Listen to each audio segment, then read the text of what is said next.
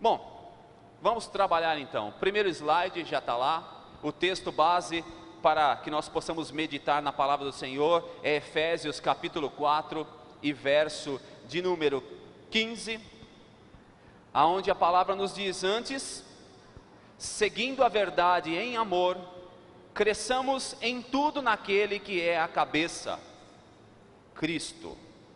E para aqueles que têm conexão com a área da homilética, para aqueles que têm aprendido homilética com o pastor Wilson Guimarães, então hoje vocês vão estar diante de um sermão textual com 3 divisões. Vocês vão perceber que existe um tema, vocês vão perceber que existe uma proposição, vocês vão perceber que existe antes disso uma introdução, tem as divisões e as subdivisões, e por fim concluímos e aplicamos isso. Então essa é a técnica de um sermão basicamente textual. A técnica existe simplesmente para nos ajudar. A essência, ela existe para nos abençoar. A essência é de Deus, E o tema do nosso sermão dessa noite: tornando-se o corpo que o cabeça deseja. Tornando-se o corpo que o cabeça deseja. Na terça-feira nós estamos aqui reunidos no estudo bíblico, estava legal, e eu lembro de ter mencionado alguma coisa justamente com respeito a jargões evangélicos que muitas vezes nós utilizamos e que as pessoas que não têm esta afinidade, às vezes os visitantes que chegam à igreja, acabam boiando, porque de fato nós usamos termos que são muito próprios de cada um de nós. Eu até brinquei, né? De repente o visitante está chegando e alguém vai saudá-lo: boa noite, você já foi lavado no sangue do Cordeiro? A pessoa até se assusta: o que fazem nessa igreja aqui? Lava os outros com sangue? Na verdade, para os crentes de uma forma geral nós entendemos, mas para as pessoas que não têm esse traquejo, ela vai se assustar. E aí eu fico pensando, já até idealizei, imagina só, Deus nos abençoa, o ano que vem, o Du, que é um camarada muito competente naquilo que faz, ele cria aqui um coral. Ele prepara tudo, treina as vozes, e aí ele convoca: eu queria convidar os irmãos que venham à frente, que agora o coro vai cantar. Eu quero ver quem vai ser o primeiro que vai vir. Opa, o coro vai cantar? Eu não quero saber desse negócio não. Que coro é esse? Vai cantar em quem? Em mim? Não, né? Então, são coisas que nós falamos, são termos que nós utilizamos, mas que na verdade, para nós é bastante claro, para os demais, nem sempre.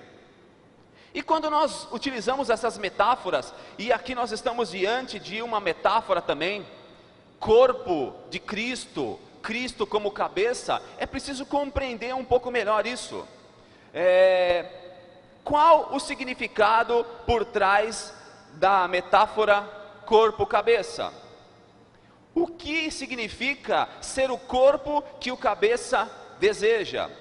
E aí então nós entramos numa ideia a respeito da qual muitas pessoas vivem descontentes com o seu próprio corpo. Existem pessoas, eu sei que existem adolescentes que se olham no espelho e falam: puxa, eu poderia ter outro nariz, eu poderia ter outra boca, outra orelha, outro cabelo, eu poderia ser mais alto, eu poderia ser mais isso e aquilo. E grande parte das pessoas, elas acabam vivendo esse inconformismo com respeito ao seu próprio corpo. Mas diferente disso, pensar muito seriamente qual é a espécie de corpo, ou que tipo de corpo nós, como corpos de Cristo, devemos nos tornar. Pensar biologicamente e fisicamente em ser diferente: puxa, eu poderia ser diferente, eu poderia ter nascido diferente. Bom, houve uma época, né, nos anos 70, havia uma geração, aí talvez até alguns aqui conheçam, né, a geração do Village People, né? Os camaradas ali que malhavam, né, macho man e tudo, aquela coisa. Então, os caras queriam ficar bonitos, fortes e tudo mais, né? Essa geração ainda ela está por aí, ela não usa mais esses termos, mas ela continua por aí. Eu não para ficar um macho man, nem para ficar um Iron Man, mas para sobreviver um pouquinho mais, eu faço a minha academia semanalmente. E essa semana eu estava ali treinando, e aí eu estava sentado ali dando uma descansada, porque ninguém é de ferro, ferro é aquilo que a gente puxa, mas nós não somos de ferro. E aí de repente veio uma senhorinha. Irmãos, Ela deve ter uns 70 anos mais ou menos, e está malhando lá na academia. Lógico, lá tem os maromba, tem os menos maromba, tem os mais velhos, menos velhos. E essa daí veio, né? Só faltava o andador para ela chegar assim perto de mim, né? E ela chegou: moço, eu queria falar com você. Eu falei: Jesus, será que ela está me passando uma cantada? Porque ali você tem que ficar esperto com as coisas que acontecem, né? A tiazinha veio assim, né? Eu falei: pronto, já estou virando o símbolo sexual da terceira idade aqui, né? Não é esse o objetivo. Eu estou simplesmente tentando adquirir uma saúde melhor. Tudo bem. Aí ela: você é batista? Porque sempre eu vou para a academia com a camiseta do seminário, com a camiseta da igreja, né? Eu falei: sou. Ah, que bom, eu também sou da primeira igreja batista. Aí eu fiquei, né? Puxa, que bom, né? Não está paquerando não, na verdade aqui é uma interação eclesiástica. Nós não conseguimos fazer nada sem Jesus. Falei: justamente isso. Mas veja, ela está ali com 70 anos de idade. Talvez ela não queira ser a Miss terceira idade, mas ela quer uma qualidade de vida. Ela entende que ela precisa de uma certa forma melhorar o seu corpo, a sua saúde. Ela compreende talvez que não esteja contente com isso. E eu digo que não estar contente com essa configuração física de cada um de nós não é pecado. Eu não vou dizer que é pecado. O pecado é você começar a ficar doente, encanado, e você precisa mudar isso. Eu tenho uma colega de trabalho que a cada mês ela faz uma cirurgia diferente, e levanta o nariz, e levanta isso, e levanta aquilo, e tira um pouco dali, um pouco dali. Ela parece que, pelo que conta, ela já quase morreu por 3 vezes, por fazer lipoaspiração e lipo aquilo. Gente, isso já é doença. Ela já quase foi dessa para pior, porque pior não tem Jesus Cristo, então morreu, vai para pior. Quase foi dessa para pior. Ela está doente por tentar estereotipar algo que não é necessário. Então isso é complicado, mas quando eu quero ter um estilo de vida diferente, isso é bom, porque também eu preciso entender que, sendo o corpo de Cristo e sendo a habitação do Espírito Santo, o Espírito Santo não quer habitar em qualquer coisa. Ele quer habitar num corpo bom. Ele quer habitar num corpo legal. Ele quer utilizar esse corpo bom e legal para que o propósito de Deus se manifeste. Então eu preciso estar bem para que isso aconteça, beleza? E nós avançamos então. A compreensão desta metáfora aqui é bem simples, muito simples. A cabeça comanda o corpo, ponto final. O corpo não vive sem cabeça. Olha lá, vamos ver outro slide. Isso não existe. Corpo sem cabeça, não tem jeito. Pelo que eu saiba, o único ser vivo que consegue sobreviver sem cabeça é a barata. Consegue sobreviver 9 dias e ela morre de fome, porque ela não consegue se alimentar, mas respira e vive normalmente durante 9 dias sem a cabeça. E portanto, eu e você também, próximo slide, não somos baratas. Portanto, a visão que nós temos do corpo, ela tem que ser diferenciada. Outro slide, por favor. A proposta para nós nessa noite de trabalho é justamente essa. É preciso que nos tornemos aquilo que Jesus espera de nós. Como corpo, é preciso que nós nos tornemos aquilo que Jesus espera de nós. E talvez você esteja aí no seu lugar pensando justamente nisso. Mas como? Como eu posso me tornar aquilo que Ele espera? Calma, é para isso que nós estamos aqui. Eu quero passar para vocês nessa noite 3 passos para que a gente possa, de fato, nos tornar aquilo que Jesus espera de nós. Jesus espera algo de mim, Ele espera algo de você. De fato, Ele tem apostado muito em você.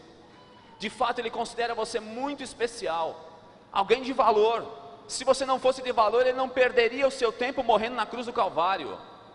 Um preço que não podemos quantificar em moeda corrente. Não tem preço aquilo que foi feito na cruz do Calvário. Portanto, eu e você precisamos entender, se existe essa conexão, existe também uma contrapartida, algo que Jesus está esperando de cada um de nós. E eu preciso entender isso, me adaptar a isso e ser obediente. E a primeira coisa, próximo slide, tenha uma vida que não reflita erros. A sua vida não pode refletir erros. É preciso que as nossas vidas não reflitam erros, não reflitam enganos, não reflitam iniquidades. Veja o que eu disse. Eu não disse que as nossas vidas devem ser perfeitas, porque se nós procurarmos em nossas vidas, ou na vida de quem quer que seja na face da terra, perfeição, nós vamos nos decepcionar. Quando eu procuro perfeição na minha vida, eu me decepciono, eu me entristeço, porque eu nunca consigo atingir aquilo que talvez seria esperado. Eu sempre procuro fazer o melhor, mas aquilo que eu gostaria de fazer eu não consigo fazer, e aquilo que eu não quero fazer, isso eu faço. Palavras do apóstolo Paulo. E quando eu percebo que eu estou então nessa situação, eu fico triste, porque eu percebo, eu não sou perfeito, e de fato nunca serei perfeito. Portanto, Jesus ele não espera de nós perfeição, mas ele espera de nós que nós estejamos vivendo de forma que os erros sejam banidos das nossas vidas. Vez ou outra eu vou errar, mas eu posso trabalhar banindo esses erros, esses enganos, essas iniquidades. Qual é a vida que o cabeça espera de nós? Qual é a vida que o cabeça espera de nós? Uma vida de acertos. Nem sempre nós vamos acertar, mas nós precisamos levantar todos os dias com essa concepção: eu vou buscar acertos hoje na minha vida. Acertos, eu vou procurar acertar ao máximo. E se você não acertar ao máximo, irmão, irmã, não fique chateado, não fique triste. Quando você falhar, confesse a Deus, peça perdão a Jesus e continue. Levante todas as manhãs e procure certezas para a sua vida. Certeza daquilo que você vai falar, certeza daquilo que você vai fazer. Procure uma vida de equilíbrio, uma vida com equidade. E o dia que você não conseguir, amanhã que você se levantar com essa proposta no teu coração, e você chegar no final do dia e perceber: Deus, eu não consegui. Não tem problema, irmão, irmã, não fique caído, caída, não fique prostrado, prostrada. Levante-se e tente outra vez, tente mais uma vez, porque a grande batalha da nossa vida está nisto. As vitórias, elas vão vir através da insistência, não simplesmente através do conformismo. Eu tento uma vez e paro. Eu vou prestar um concurso, eu tomo ali uma lambada, não, nunca mais vou tentar. Não, eu vou tentar mais uma vez, outra e outra. Eu vou tentar uma colocação numa faculdade, a primeira vez eu sou reprovado, a segunda, mas eu continuo. Eu vou tentar um ministério, eu vou tentar alguma coisa na minha vida. De repente, o jovem se enamora por alguma outra jovem, e aquele amor bate no seu coração, e de repente ele vai lá com todo amor e carinho, oferece flores, alguma coisa, e de repente toma um não na cara. Não desanime, não desanime, tente outra vez. Talvez ela não goste daquele tipo de flor, talvez ela goste de outro tipo de flor, talvez ela não goste de flores, desculpa do que ela gosta, de chocolate, alguma outra coisa, mas não desista, não desista. Irmão, irmã, coloque isso na sua cabeça: você não é dos que retrocedem para a perdição, ao contrário, você é daquele grupo dos que têm fé para salvação. Nós não retrocedemos, nós não somos caranguejos, nós andamos para trás, para o lado, nós andamos para frente, meus amados. É para frente que se anda, porque se eu ficar voltado para trás, se eu tentar ficar apegado às coisas lá de trás, eu fico lamuriando, lamentando, chorando e nada muda. Mas quando eu ando para frente, quando eu vislumbro o futuro, e o futuro pertence ao Senhor, e Ele vai declarando, descortinando isso a cada dia para as nossas vidas, vamos descobrindo coisas novas e avançamos. O que será que Deus tem reservado para amanhã, para a tua vida? Você só vai saber disso se você chegar nesse amanhã. O que Deus tem reservado para você amanhã, no teu ambiente de trabalho, na tua vizinhança, você só vai descobrir se você for trabalhar, se você tiver interação com a tua vizinhança. Aí você vai descobrir as grandes coisas que Deus tem para você. Não retroceda, avance. Caminhamos para a salvação, é para isso que avançamos. Segundo, tenha o amor como princípio normativo. O amor, ele precisa ser o princípio normativo da família de Deus. Somos uma família? Sim. Somos uma família de Deus? Sim. Então o amor precisa ser princípio normativo. O amor deve ser regra básica e não exceção. O amor é a regra, não é a exceção. A regra é aquilo que ocorre em quase 100% dos casos. Veja, como é que eu posso então praticar isso? Como é que eu posso ter um amor como princípio normativo? Comece abençoando aqueles que vos perseguem. E quem de nós que não tem sido perseguido? Em cada lugar que você pensa e imagina, tem alguém te perseguindo. E na verdade a vontade que você tem, como eu muitas vezes tenho também, é de pedir para que Deus fulmine essas pessoas. Mas então, se o amor é princípio normativo para nós, eu preciso abençoar aqueles que estão me perseguindo. Inclusive, se de repente um dia você se sentir perseguido dentro da própria igreja, estou sendo perseguido. Não deveria acontecer, mas estou sendo perseguido. Ore e abençoe esses que talvez você imagine que sejam teus perseguidores. Você quer realmente transformar o amor num princípio normativo? Alegre-se com os que se alegram, mas também chorem com os que choram. É muito fácil eu estar no momento de festa. Me chama para a festa que eu vou. É legal pra caramba. É muito bacana. O duro é estar no velório. Ali é estreito. Irmãos, 2 lugares que eu já fui, mas se eu puder não ir, se eu puder passar a bola, eu passo. Hospital e velório. Olha, é difícil. É difícil porque você vê situações que qualquer coisa que você diga parece ineficiente. Você vê alguém ali ligado em N aparelhos numa UTI. Você vê uma pessoa chorando, você vê pessoas desesperadas, você tem fé, você crê que Deus pode mudar a situação, mas muitas vezes você tem uma certa dúvida: será que Deus vai realizar algo? Será que Deus vai curar? Será que Deus vai restabelecer? Você fica com o pé atrás, e você tem medo de se manifestar. Vai que eu diga alguma coisa e Deus tem outro plano, e você por si só entende que qualquer coisa que você disser não vai mudar em nada. E os velórios então? Velórios que muitas vezes nós somos convidados e você precisa trazer uma palavra ali, e para muitas pessoas elas têm a concepção: agora descansou, vírgula. Aqueles que estão em Cristo partem para outra vida, realmente descansam, mas aqueles que não partem em Cristo não vão descansar absolutamente, vão passar a eternidade ali em danação, em perdição, e se lembrando de todas as oportunidades que eles tiveram e não aproveitaram, não vão descansar em hipótese alguma. Mas você está lá naquela situação, você vê a viúva, você vê os filhos ali, o que você vai falar? O que você vai dizer? Então é fácil estar alegre com aqueles que estão alegres, é fácil você participar de uma festa, mas é difícil você chorar com os que choram. E nesse momento talvez seja a única coisa que eu e você possamos fazer. Nada daquilo que nós vamos falar pode modificar a situação. Mas se realmente eu vou transformar o amor num princípio normativo, eu vou me colocar diante daquela pessoa e vou chorar com ela, eu vou lamentar com ela, e eu vou colocar o amor como princípio normativo.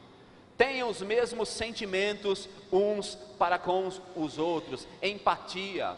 Às vezes você vê um irmão entrando na igreja meio bravo, meio carrancudo. Às vezes você reclama: poxa, o irmão nem me cumprimentou, o irmão não me deu o ósculo santo, o irmão não me beijou, não me abraçou. Irmãos, irmãs, sejam empáticos, se coloquem no lugar das outras pessoas e procurem entender o que talvez esteja acontecendo. Nem todas as pessoas estão bem em todos os momentos. Às vezes nós estamos sentindo algumas dores, às vezes nós estamos aborrecidos, às vezes estamos entristecidos, e você simplesmente olha para aquela situação e acha que é pessoal: o irmão não me ama, ele não me quer. Procure se colocar no lugar dos outros, tenha o mesmo sentimento, procure saber o que está acontecendo. Se de repente alguém passar por você batido, se você entende que precisa de uma conexão maior, então vá conversar com essa pessoa, beije, abrace, diga a ela: eu posso ser útil em alguma circunstância para você, eu posso orar por você. De repente o que ela está precisando justamente é isso, de uma oração, e naquele momento Deus te usa para dizer algo para aquela pessoa que muda aquele ponto de vista, muda toda aquela situação. Isso é o amor como princípio normativo. Tá tudo muito lindo, muito bonito, maravilhoso, mas na verdade eu não vou com a cara de tal pessoa. Irmão, sabe o que é? É que o nosso santo não bate, sabe? Nosso santo não... Aproxime-se dessa pessoa, vai conhecer o santo dela. Eu creio que é Jesus. É alguém que está aqui? Eu creio que é Jesus. É o mesmo santo que você professa a tua fé, é o dele também. O santo tem que bater. Conheça a pessoa, aproxime-se, conheça melhor. Existem pessoas que olham para as outras, já colocam o estereótipo. Puxa, mas aquele camarada lá está sempre de cara fechada. Existem pessoas que realmente têm esse perfil, são mais sérios. Mas não significa que lá naquele peito não esteja batendo um coração. Não significa que não tenha amor ali. Não significa que não tenha necessidades, carências. E eu preciso aprender a lidar com tudo isso. Dê uma oportunidade para essas pessoas, meus amados. Dê uma oportunidade para elas. E terceiro, outro slide. Tenha desenvolvimento e progresso espiritual. Eu e você precisamos crescer em todas as áreas. Não é só crescer em estatura, comprimento, largura, não é só isso, mas eu preciso progredir, você precisa progredir da infância para a maturidade espiritual. O apóstolo Paulo, ele sempre tinha um quê com aquela corintianada lá, né? Os coríntios, é tudo corintiano mesmo, né? Já viu o povinho para dar trabalho? Então, estava ali, né? Desde outras épocas, dando trabalho. E aí o apóstolo Paulo falou: olha, gente, leite vos dei de beber, não vos pude dar alimento sólido, porque sois carnais, não espirituais, vocês são crianças. Vocês ficam fazendo panelinha, grupinho, um é desse, daquele, aquilo outro, uma confusão toda. Da onde vocês tiraram isso? Vamos parar com esse negócio aí. Vocês precisam crescer, se desenvolver. Para com isso. Tem muita coisa que Deus quer realizar através da vida de vocês, mas enquanto vocês estiverem aí no jardim da infância espiritual, Deus não vai realizar nada. Vocês têm que progredir, ir para o fundamental espiritual, ir para o médio espiritual, chega na faculdade, vai ser pós-graduado, mestrado, doutorado, agora sim. Agora Deus vai te usar na plenitude. Progredir, sair da infância. Nós percebemos, olhando para a nossa vida cristã, que nós vamos progredindo. Hoje somos diferentes do que éramos no passado, e tem que ser dessa forma. Se olhar para o meu passado e verificar que eu cometo as mesmas coisas, os mesmos erros, as mesmas falhas, não houve progressão, tem falha aqui. Eu preciso reavaliar conceitos. Aprenda, conheça a Bíblia, conheça a sua fé, conheça a história da sua igreja, da igreja que você congrega. Que história é essa aqui? Conheça a história da sua convenção. Ore mais, leia mais a Bíblia, busque mais ao Senhor, se desespere mais por Deus, fique desesperado realmente por Deus, por estar na presença dEle, por ouvir mais dEle. Realize na sua vida esse desenvolvimento, realize na sua vida esta progressão espiritual. É isso que Jesus, Ele está delineando nas nossas vidas, esperando que o corpo de Cristo se desenvolva, torne-se de fato o corpo que o cabeça deseja. Torne-se de fato o corpo que o cabeça deseja. Último slide. O que Jesus como cabeça espera de nós, como corpo? Sabe o que Ele espera? Nada menos do que o melhor que você tem para oferecer. Nada menos do que o melhor. É isso que Jesus espera. Lá no passado, no Antigo Testamento, no comecinho do Gênesis ali, capítulo 4, Abel trouxe a Deus das suas primícias. Ele trouxe das primeiras coisas, ele trouxe do seu melhor e apresentou isso a Deus. Caim trouxe, a Bíblia diz, uma oferta. Uma oferta. De repente o que tinha ali na mão ele pegou e levou. Deus atentou para Abel. Deus atentou para a oferta de Abel, porque ela era melhor. Aquilo que Abel fez chamou a atenção de Deus. E muitas vezes nós pensamos: poxa, mas Deus ele não consegue ver todo mundo, Ele não consegue perceber todo mundo. Ele consegue ver, Ele consegue perceber, mas existem pessoas que acabam de uma forma assim especial, atraindo a atenção de Deus, chamando a atenção de Deus, e foi o que aconteceu com Abel. Mas para Caim, a Bíblia diz, e para a sua oferta, Deus não atentou. Era algo comum, era qualquer coisa. E engraçado que ainda por cima, Caim, ele pegou qualquer coisa, ele entregou qualquer coisa para Deus, e ainda ele se sentiu ofendido, ele ficou bravo. A Bíblia diz que ele se irou, a Bíblia diz que decaiu-lhe o semblante, ele ficou de cara fechada. Caramba, Deus, mas Caim foi medíocre, irmãos. Esse é o Caim, medíocre para com Deus. Ele foi medíocre naquilo que ele poderia oferecer a Deus. Talvez ele não tenha sido nem na média, muito abaixo da média. Foi medíocre e não gostou do resultado. E muitas vezes, nesse relacionamento com Deus, eu acabo sendo alguém infantil, eu não desenvolvo a minha fé, eu não cresço espiritualmente, eu continuo sendo o mesmo. Ontem, hoje, e você assim eternamente. Esse é Deus, não somos nós. Esse é Deus. Eu mudo, Deus não muda. Em Deus não se encontra sombra de variação alguma. Eu tenho que mudar, eu tenho que progredir, eu tenho que melhorar. Mas muitas vezes eu estou na infância espiritual, eu continuo insistindo nos mesmos erros, fazendo as mesmas coisas, não melhoro em nada, estou atrelado ao passado. E quando eu colho os frutos desse relacionamento, eu fico descontente e reclamo: Deus, mas é isso? Aí eu fico bravo, eu fico irado: Deus, por que o Senhor age dessa forma? Reclamo, murmuro, blasfemo, grito: o Senhor é injusto, o Senhor não pode fazer dessa forma. Quando na verdade eu não estou agindo com o meu melhor. Eu poderia dar o meu melhor a Deus, só que eu não estou fazendo. O que Ele espera de nós? Nada menos do que o melhor. Cada um de nós tem o seu melhor. Isso não se quantifica. Cada um sabe até onde consegue ir. Cada um sabe até onde pode ir.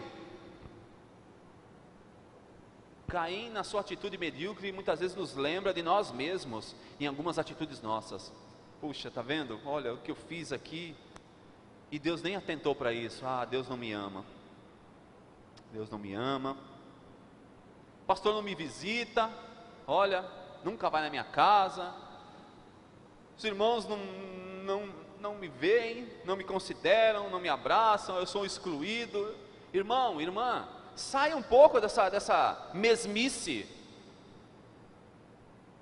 Domingo que vem, se você vier participar do culto, e a tua participação, teu serviço ao Senhor for o mesmo de hoje, já estamos errados. Tem que ser uma progressão, tem que ser um pouco melhor. Você não precisa vir aqui domingo e dar pirueta aqui, não precisa dar, sabe, mortal, não precisa entrar na igreja aí no estacionamento dando cavalo de pau, não é isso. Eu estou dizendo que Deus espera que o coração dele possa ser atraído para cada um de nós. Ele quer ser surpreendido. Olha, isso me surpreendeu. Eu e você como pai, como mães, muitas vezes nossos filhos nos surpreendem com algumas coisas tão simples, inesperadas. Isso nos alegra, nos motiva, nos faz avançar. E Deus também age dessa forma. Não que Ele precisa ser motivado, mas Ele se alegra. E a alegria do Senhor acaba se transformando na nossa força. Veja, através de alegrar o Senhor, eu acabo sendo abençoado, eu acabo sendo fortalecido.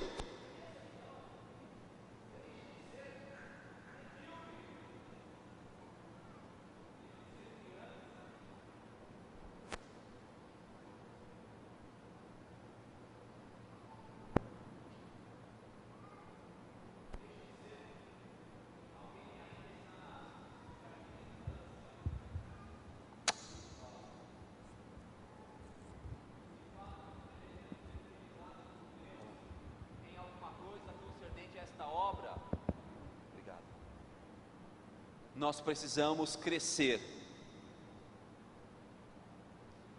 Quando eu começo a ser fiel nas coisas pequenas, Deus nos começa a levar para as coisas maiores. Quando eu aprendo a base, eu vou para lições mais desenvolvidas. Então talvez eu comece orando 5 minutos, é pouco. De repente eu estou orando 10, 15, meia hora, 1 hora. Eu já começo a entrar em outros níveis.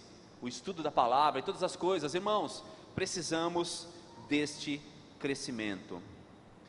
Amadureça, seja de fato, aí sim, alguém acima da média.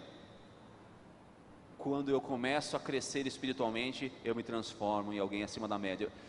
Você olha para a sua vida e você não acredita nas coisas que Deus faz, são inacreditáveis mesmo. São episódios que nos acontecem que nós não temos como imaginar. Os irmãos terem uma ideia, antes da gente concluir. Quantos anos os irmãos, eu já falei isso para o pastor Rubinho, quantos anos os irmãos acham que eu demorei para chegar nessa igreja? Eu já estou aqui, estou congregando com os irmãos, estamos juntos aqui. Quantos anos vocês acham que eu demorei para chegar aqui? Um ano? Um ano e meio, mais ou menos? Eu demorei 10 anos para chegar aqui. 10 anos. Talvez nenhum de vocês saiba dessa história, mas em 2004 eu assumi o Ministério da Palavra. Em 2005 eu já estava trabalhando na convenção, e em 2006 surgiu o primeiro desafio. Pastor Eduardo Bortolossi era presidente da CBSP, pastor Wilson Guimarães vice-presidente, e aí eles me colocaram como setorial aqui da região. E o primeiro desafio, olha Paulo, tem uma igreja lá em Paulínia, que está afastada da convenção, 2006, e você vai ter que ir lá conversar com o pastor. Eu falei, o quê? Como é que é o esquema? Não, a igreja fica ali na José Paulino, deve ter umas 2.000 pessoas, era o que me falavam. Eu nem conhecia vocês, eu já comecei a falar, Deus, o que eu tenho para oferecer, o que eu tenho para falar, o que eu tenho para fazer diante desse pastor? O que eu vou fazer? Tá bom. Na quinta-feira à noite nós estávamos orando lá na igreja, e eu tive uma experiência diferente, só que infelizmente eu não consegui entender o que estava acontecendo. Eu estava orando por vários assuntos, orando naquele momento pela minha mãe, senti uma dor no peito, e aí eu pedi para que a Noemi me ajudasse em oração, mas eu não consegui discernir. No dia seguinte, sexta-feira de manhã, levanto eu e vamos. No horário combinado eu estava ali na porta da igreja, e fiquei esperando, e o pastor não vem. Senhor, se ele demorar mais 5 minutos, eu vou dar linha na pipa, não quero nem saber. Eu e a Noemi, a gente estava lá, né? Aí entrou em contato com a gente, estou chegando, ele está chegando. Meu Deus. Aí ele chegou, vamos na padaria, não dá para tomar café lá em casa, que está meio bagunçado, o pessoal está dormindo, vamos lá na padaria. A gente foi na padaria, e aí nos sentamos ali para tomar um café, e o pastor Ramá começou a falar, e não parava mais de falar, e falava. E aí eu comecei a entender. Aí eu só disse para ele, pastor, o nosso objetivo aqui é estreitar laços. Nós gostaríamos que você não estivesse distante, gostaríamos que a igreja não estivesse distante, nós estamos juntos, queremos ajudar e tudo mais. E só para complicar as coisas, naquele dia, como era de costume, dentro da minha carteira haviam borboletas em vez de dinheiro, né? Eu estava duro, falei, como é que eu vou pagar esse café agora, né? Estava pensando, será que eu vou dar cheque, será que eu vou dar cartão, o que vai, né? Passar no cartão em 5 vezes aí o café, né? Aí, como Deus é misericordioso, quando a gente foi pagar, ele já tomou a frente, não, deixa que eu pago, né? Eu falei, glória a Deus, né? Até nisso Deus é fiel. Mas nós saímos de lá com uma certeza, vamos estreitar os laços. A partir de então, coisas começaram a acontecer que trouxeram ele mais para perto, a igreja de Paulínia mais para perto. E por isso eu digo que demorou 10 anos para eu chegar por aqui. Naquele dia, depois do café, seguimos rumo para casa, e aí então, no caminho tocou o celular. A Noemi atendeu o celular. E aí alguém conversava com ela, e eu vi pelo rosto dela, tá, onde é que não está? Aí a Noemi disse, é tua mãe. Eu falei, o quê? Ela morreu? A minha mãe, Deus já tinha me dito na noite anterior. Infelizmente, isso eu levo até o fim. Ele já tinha me dito o que ia acontecer, talvez até da forma como ia acontecer, porque a dor no coração foi justamente aquilo que aconteceu com ela.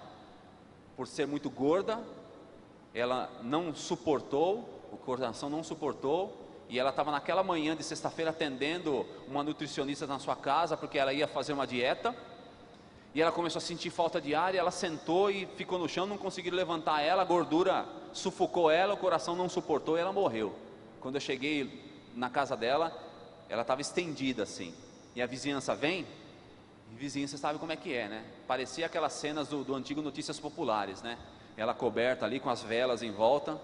A Noemi chegou doida, ela já chutando vela, né? Que negócio é esse aqui, né?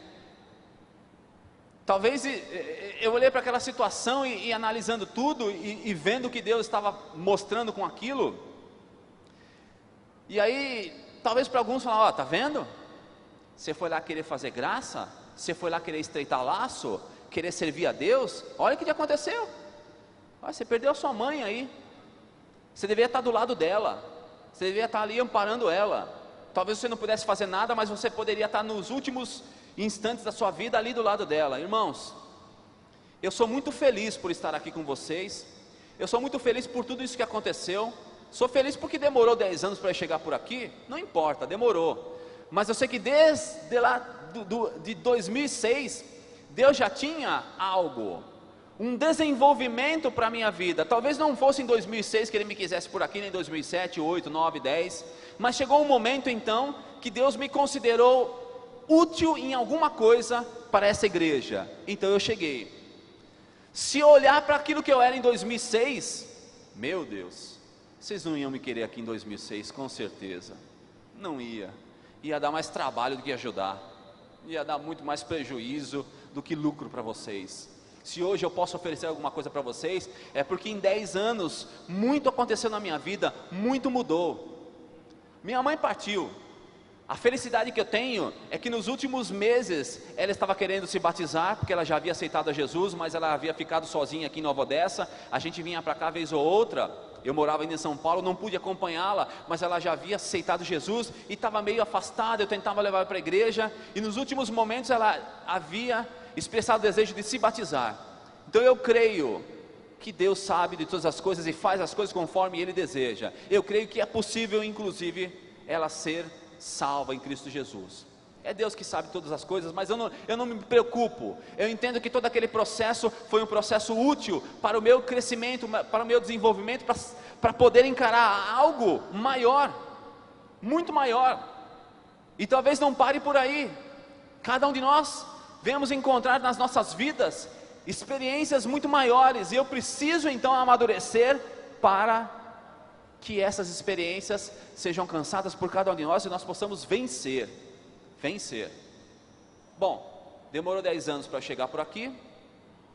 Não sei quanto tempo Deus quer que eu fique por aqui, talvez uns 10 anos, mais, menos, não importa. Estamos aqui, estamos juntos, e vamos caminhar juntos, vamos crescer juntos, vamos amadurecer juntos, vamos aprender juntos. Quando eu ministro qualquer coisa para vocês, seja em que nível seja, eu não sei mais do que ninguém, eu aprendo junto com vocês, e nós vamos crescendo dessa forma. Eu não sei se tem alguém no nosso meio que ainda não entende, ou não conhece, ou não compreende Jesus como esse cabeça que quer o desenvolvimento do corpo. Talvez você não tenha ainda Jesus como seu único e suficiente Salvador. Talvez você não tenha esta concepção ainda, e eu não posso finalizar esse sermão antes de te dar essa oportunidade. Se um dia lá atrás Deus levou a minha mãe, hoje aqui Ele me concede uma família. Eu estou feliz, irmãos, eu estou feliz, mas eu só pude obter isso com esse conhecimento: Jesus é o meu único e suficiente Salvador.